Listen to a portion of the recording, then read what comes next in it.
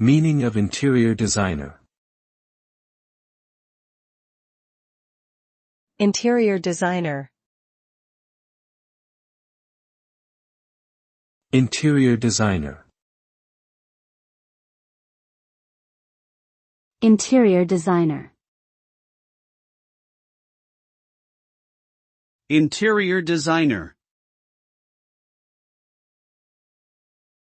An interior designer is a professional who designs and plans the decoration and functionality of interior spaces, such as homes, offices, and public spaces.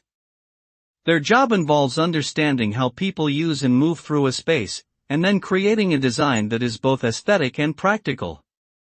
Interior designers may work on everything from choosing colors and fabrics to selecting furniture and lighting, and they often collaborate with architects, engineers, and contractors to ensure that their designs are safe, functional, and meet any building codes or regulations.